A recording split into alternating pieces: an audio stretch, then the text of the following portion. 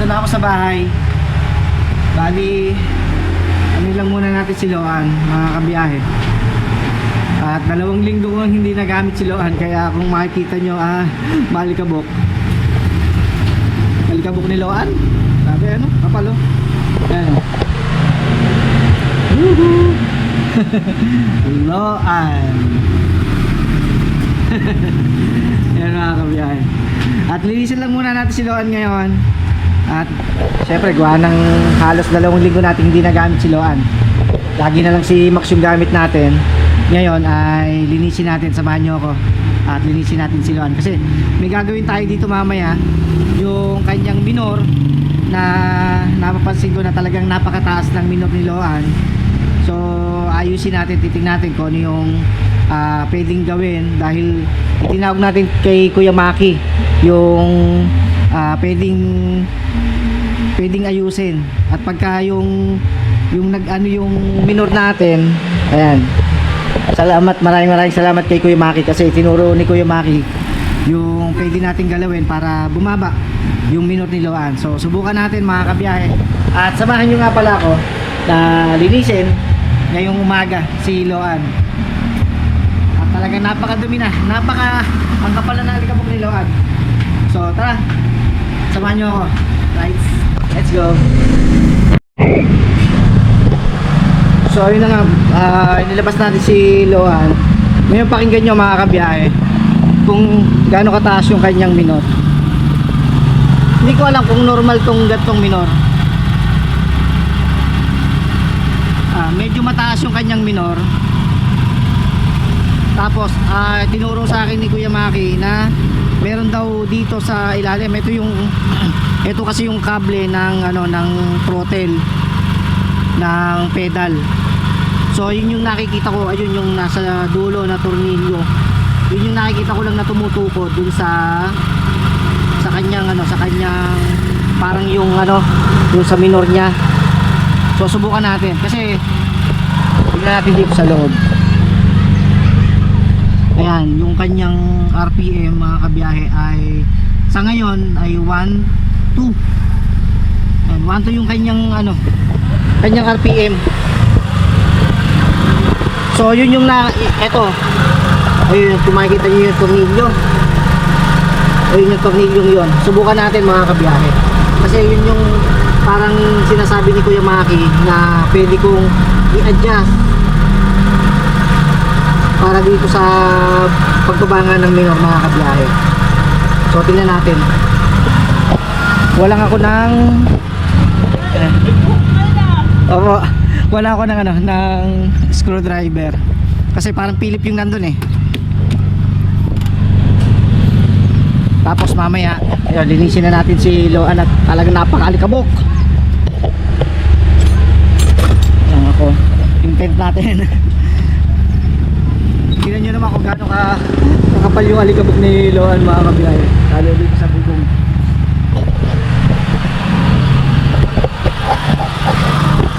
So subukan natin na. Yung Maki, ito ba yung sinasabi mo? Ito, yan, yung tornilyong to. Sana ito na nga yun. Ako, mukhang ayaw pang mapihit. Naku, mukhang bilog na. Naku, ayaw mapihit ko yung Maki. Hindi siya napipihit. Parang ayaw mapihit. Naku, yun lang, parang bilog na. So wala ako ng ba yan? Bilog na yung tornilyo. Ay, nabilog ko pa.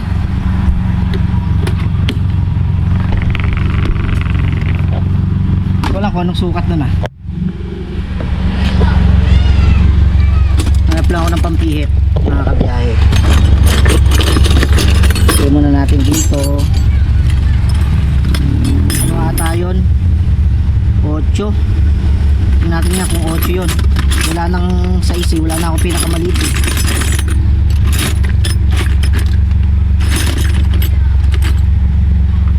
Ito ay 8 din. So subukan ko to. Ito ko lang to.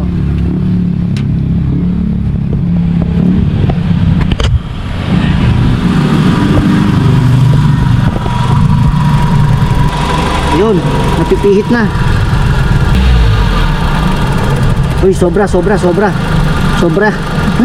yung ano natin, pihit natin.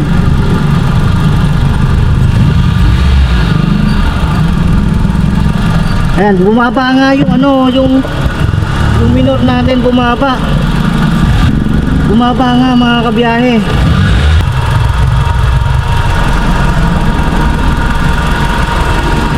Ayan, medyo mababa nga. Bumaba yung minor natin. Tingnan natin sa RPM. Tingnan natin kung ilan yung RPM natin. Kaya lang ganun pa rin. 1-2 pa rin. 1-1. Nag 1-1 yung RPM natin. Tingnan ko pagka yung naka-aircon. Buksan ko lang yung aircon. Ayan, 1.5. 1.5 yung kanyang RPM.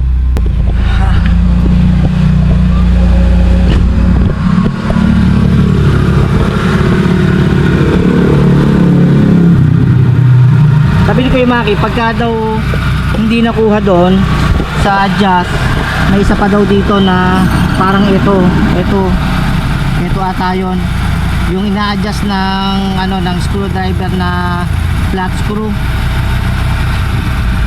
daw yan. Sa tingin nyo, normal na ba yung ano natin, yung minor natin? Kasi sa dashboard, yung sa kanyang RPM, ano pa rin nasa 1.5. So subukan natin yun nga, yung isa na sinasabi ni Kuya Maki. Tignan ko lang kung may flat screw ako. Flat screw. Kailangan ko ng flat screw.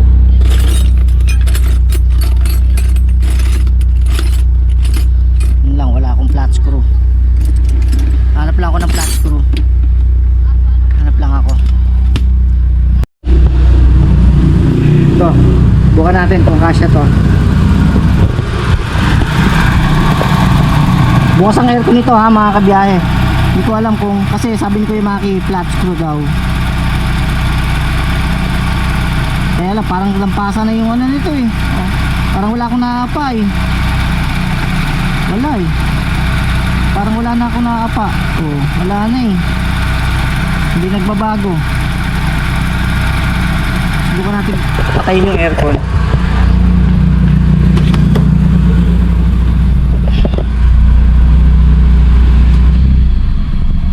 Yun, hanggang 1-2 siya, hanggang 1-1, 1-2. Yun ay parang normal na niya. Kaya ganun.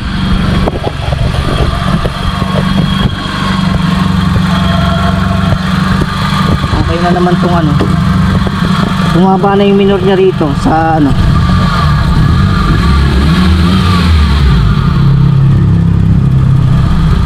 Yun, yung parang mamamatay siya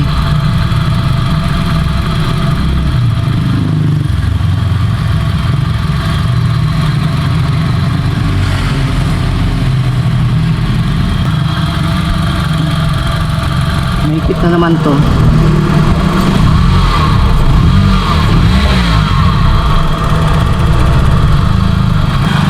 Yung kanya kasing ito tama lang to yung kanyang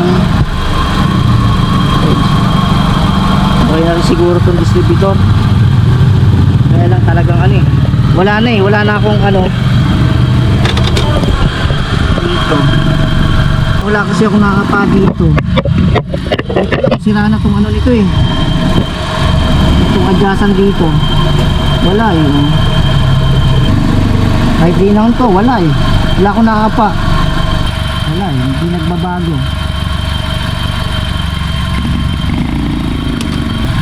Bali ito lang yun, yung itinuro ni Kuya Maki. Ito kasi nasa may throttle body daw yun. Di ito lang yun yung ina-adjust, tsaka yung isa sa may kable. So yun, i-adjust natin kaya medyo bumaba na siya. Kaya lang hindi natin pwedeng isagat ng baba kasi gawa nga ng parang sobra ng baba.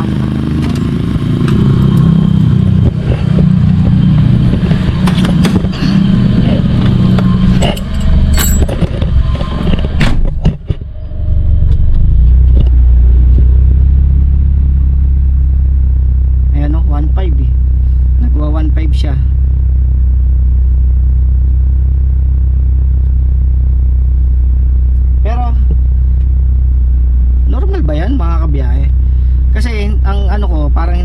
masyadong accurate itong aking gauge ng RPM.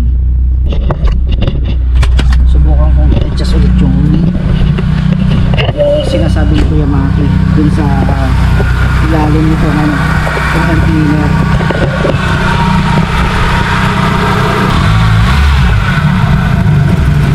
Oh, parang mamamatay eh.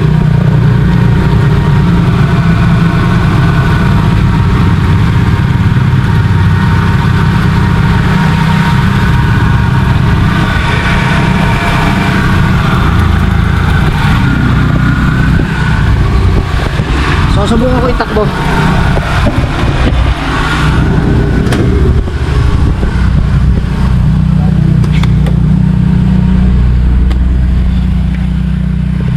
Subukan ko lang itakbo mga kabiyahe.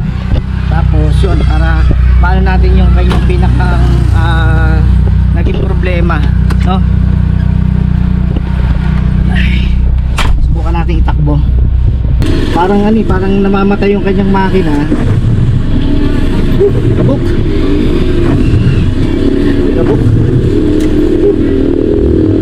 Susubukan ko lang na itakbo muna mga kabiyahe.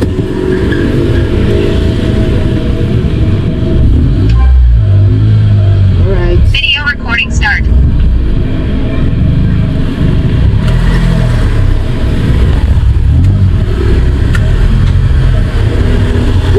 Good. Pag sa ganito, ayan. Normal naman yung takbo niya. Hindi ako pagkakit tumigil. Kung mamamatay yung makina.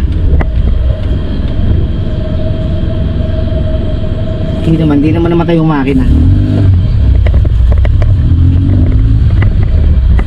Hindi natin sa highway. Yun nga, gawa nga ng 2 linggo ko siyang hindi nagamit.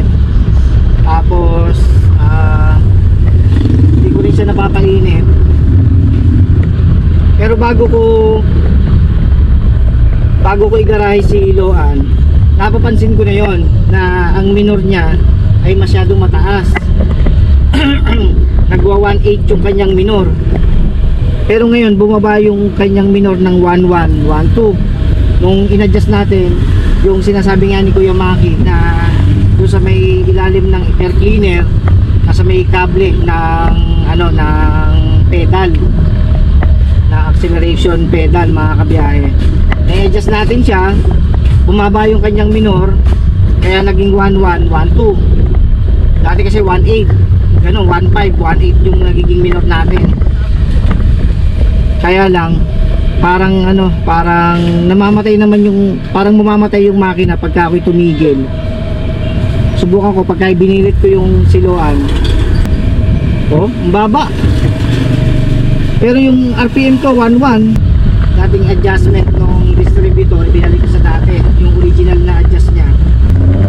Bibirit ko lang dito mga kabiyahe. Dito na ako sa highway.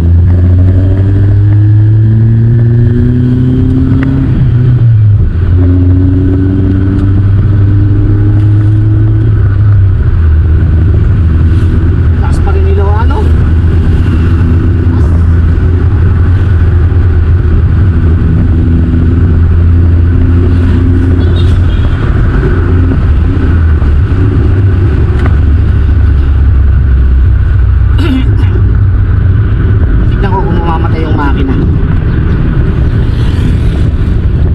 patay ang makina mga kabiyahe.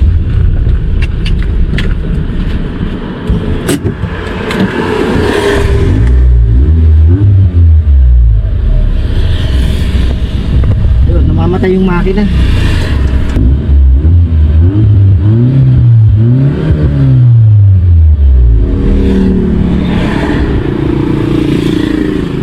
Namamatay eh. So balik na tayo.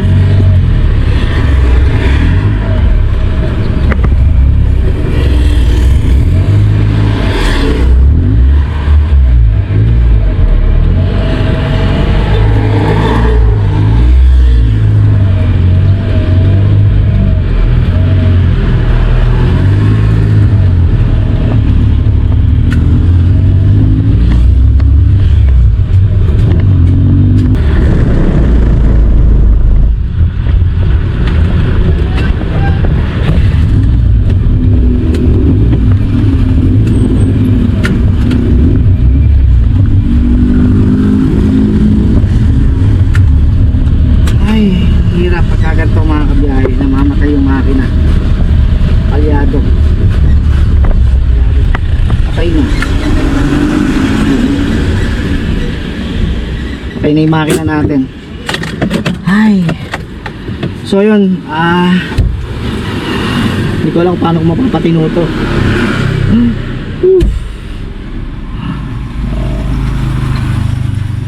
Suko na ako.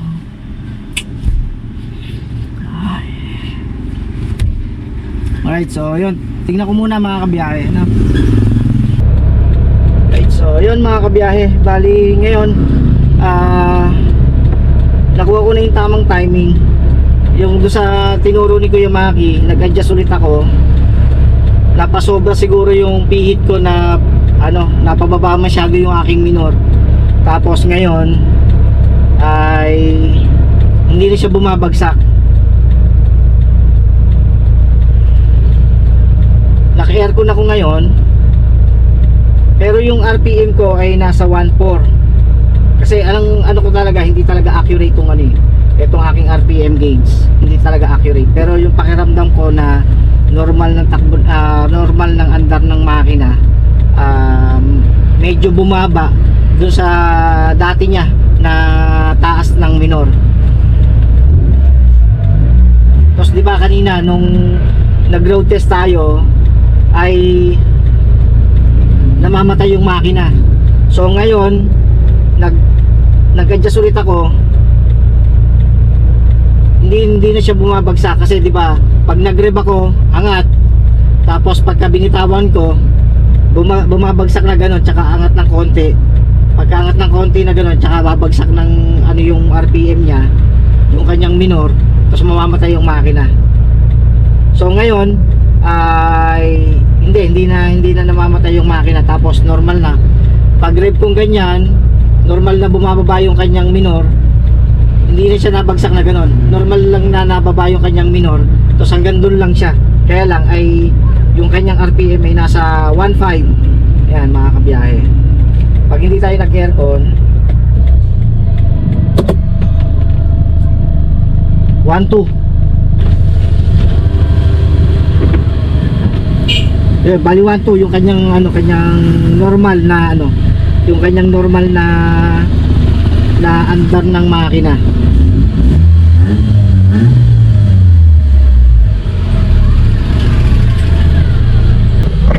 Ayan, di ba?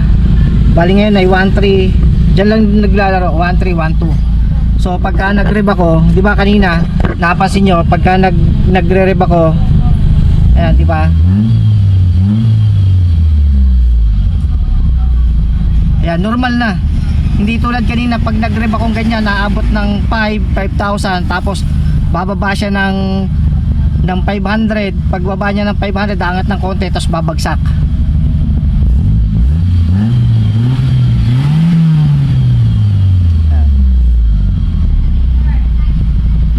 Ayun, hanggang doon na lang talaga siya mga kabiyahe. Hindi na siya namamatay. Ayun, hanggang 1.2 yung kanyang yung kanyang RPM.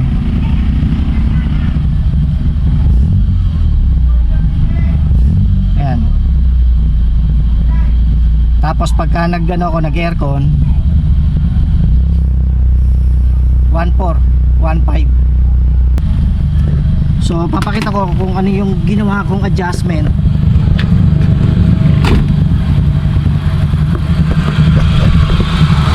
Ayan, sa tinuro ni Kuya Maki dito, ayan, nag-adjust ako kanina kasi napasobra yung adjust ko, sobrang baba. So yung dito naman sa kabila, dito wala na akong may adjust, parang sira na yung pihitan dito. Kahit anong pihit ko, wala siyang wala akong naapa na parang nai-adjust. Pero pakinggan nyo yung makina mga kabiyahe. Normal na yung niya, yung kanyang andar ng makina. Right. Normal na mga kabiyahe. At ayan. Alright. Doon lang talaga tayo nagkakaroon ng problema kung sa kanyang RPM.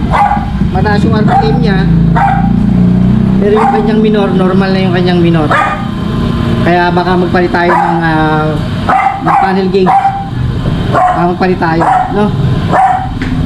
So yun, maraming salamat kay Kuya Maki. At ito Kuya Maki, okay na. Nai-adjust ko na ng tama yung tinuro mo sa akin na yung sa may ilalim ng air cleaner na yung pinakang parang tumutukod doon sa kanyang kable ay nai-adjust ko na. Kanina napasobra ako ng adjust kaya namamatay yung makina nung nag-break in ako dito sa highway. Kada tigil ko namamatay yung makina. So ngayon hindi na, kahit na itakbo siguro natin mamaya to ay baka hindi na, kasi kanina pa lang nakatigil ako, nire-rev ko, namamatay na yung makina. So ngayon hindi na siya namamatay at normal na yung kanyang andar ng makina, mga kabiyahe. Ayan mga kabiyahe, no? Kaya maraming salamat Kuya Maki, maraming salamat. Ang tagal kong tinis no, mga Kuya Maki, ang tagal kong tinis. Siguro may isa't kalahating taon kong tinis na ganun kataas yung kanyang minor. Marami akong in-adjust at marami akong ginawa, pero ganun pa rin. Nung una nga dito ako nag-a-adjust sa distributor. Diyan ako nag-a-adjust. Yung pala ay hindi rin nagiging ano yung kanyang distributor. Ang nangyayari, yung nagiging delay lang yung kanyang yung kanyang power. Pero ngayon, yun nga, dahil nga tinuro mo sa akin yung ina-adjust nga doon Kuya Maki. Kaya okay na. Kaya maraming salamat sa iyo Kuya Maki. Yan. Sana pagpunta ko ng Batangas ay magkita tayo. Siyempre papatesting ko sa Isilo, kita tayo dyan mga kabiyahe. Kaya unti-unti inaayos natin si Iloan para naman sa ganon, sa adventure natin ay magamit natin si Iloan. Marami pa tayong gagawin dito. Mamaya tingnan nyo, may nag-sponsor sa atin ng seat cover. At dumating na po yung seat cover ni Iloan. Gawa ng may nag-sponsor po. Ayaw lang magpabanggit ng pangalan kung sino yung nag-sponsor, pero mamaya kakabit natin yung seat cover ni Loan, mga kabiyahe. At tingnan nyo kung babagay ba. Woo! Salamat Kuya Maki. Alright.